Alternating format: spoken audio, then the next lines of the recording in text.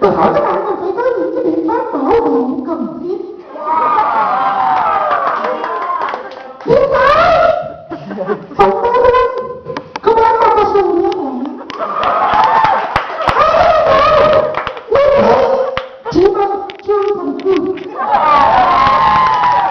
Và sau đây một văn nghệ của chúng ta sẽ được bắt đầu.